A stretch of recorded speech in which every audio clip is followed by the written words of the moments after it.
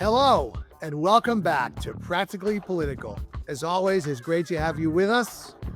Today is October 30th, uh, 2025, which also coincidentally happens to be the 30th day of the shutdown. Oh, good So here we are. We're only one, Dave. 5 days away from setting the record, which was set during Trump's first term. And that's a perfect segue into our first topic because to me, the elephant in the room about this whole thing has how detached the president has been from this entire thing. You look back to the 35-day shutdown that occurred during his first term, he was tweeting almost every day. Back in the good old days when Donald Trump used to tweet. And he was very involved. And now he's off in Asia. For the record, a president has never left the country during a shutdown, and he just doesn't seem to be really care that much about it. I can understand that early on, but he's really the one, and particularly when you consider how complicit Congress is. I think that it's kind of mystifying to me what the end game is here because there's certainly some damage that's being done. And even though both parties are being blamed, the Republicans still are blamed in most polls slightly more than the Democrats. So, what do you think on this, Kurt? What's going on? Well, up until right now, there's really not been any political advantage to solving this for either party. Most Americans haven't really been directly impacted yet by the shutdown. So there's no political impetus for either party to make a move. The president's been MIA from the shutdown conversation. He's been focused more on his foreign affairs between the Middle East and China. That he isn't negotiating directly involved in this. The Speaker of the House has kept Congress out of session completely. There's a member of Congress who was duly elected, who they've refused to even put in session to swear her into office. Gee, I Uh, what I wonder why. yeah, which is I think a terrible look, and again I think it is anti-democratic to do that when someone's been elected to not seat them. This has never been done for this long before in our nation's history, and it's highly irregular, frankly. But I think a lot of that's about to change when we turn the calendar to November 1st. Democrats would have had you believe that this shutdown in part was because they want to draw attention to the Obamacare subsidies that expire, meaning millions and millions of Americans will have their care premiums go up. They had hoped, I guess, that to shut down the government and use that as a negotiating tactic to try to get something done on the Obamacare subsidies extension. Clearly, that strategy hasn't yielded any actual result, and so Democrats are now kind of left in the unenviable position of they're going to have to cave, because the longer this goes, the worse it will be. Democrats are, in my opinion, kind of helping Republicans, bailing them out a little bit here. If they were to just pass a clean CR, fund the government, they could then spend the entire month of November pointing to Republican majority saying, "Hey, you haven't done anything on this. You could fix the subsidy issue, and you're not."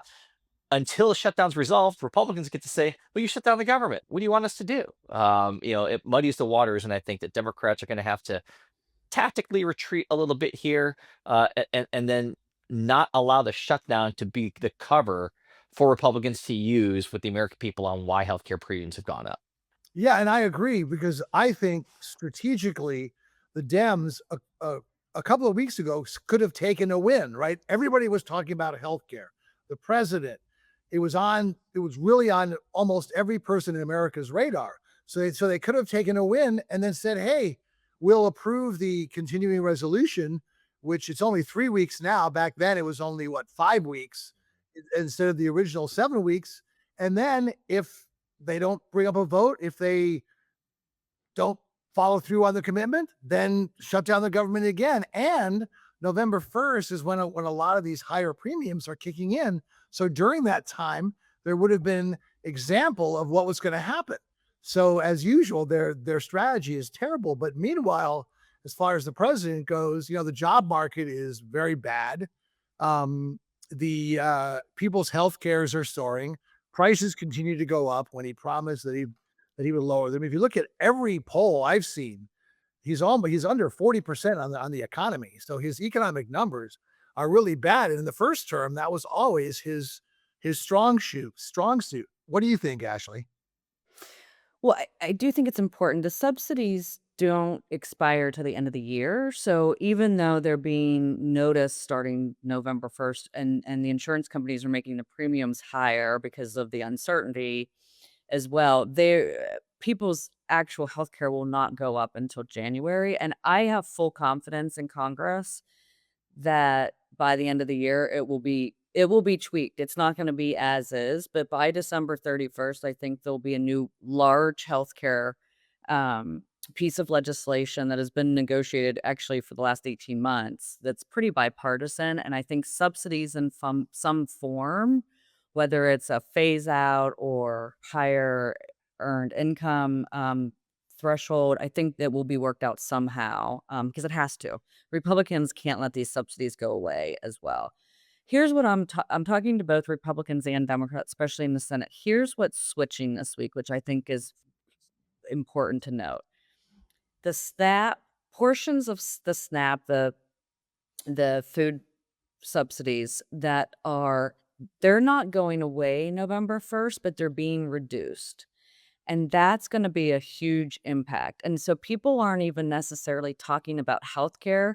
I think Kurt, kinda you said this, like, a couple weeks ago, that's all we were talking about, but now it's changed to SNAP, and that's going here's the other dynamic that's happening. Republican governors, and actually the mayor of DC, are starting to come out and say, "This reduction that's going to happen November 1st, we are gonna use emergency funds to fund that gap." So, 99.9% of the Republican governors will not let the SNAP prices go away or down. Now, December 1st, they are not reduced, they completely go away, and in my mind, that's even, like, scarier, and I actually think right now Democrats are suing, obviously, the administration over SNAP and saying there could be this emergency funding of 500 billion, but they have not none of them have come out yet and said that they will use emergency funds to kind of bridge that gap if they don't work this out by, November 1st. I'm assuming they will because they don't wanna be having that message when the governors are doing it on their side. So I actually and this discuss first of all, you guys both know, I think this is a horrible way to legislate on both sides. This is not impacting the president right now. If I were him, I'm like, Congress looks like actually, I had a senator say, "We look like a bunch of idiots." He's actually out there trying to get deals done, and we look like a bunch of idiots. So, like, they were and it was a Democrat senator. So, I think we still may be a week or 2 away, but I think we're getting supposedly, there's these 10 Democrat senators that wanna talk to Thune, overnight, that kinda broke. We'll see what happens, but I think we're at least see a little movement. Yeah, well, we will see, but I do think that there is pressure on both sides, and I think that the Republicans, their issue is obviously the party in power, is usually blamed, but the Dems are also uh, perceived by many people as the ones that initiated, and also, as usual, they don't have a much of a strategy here. But speaking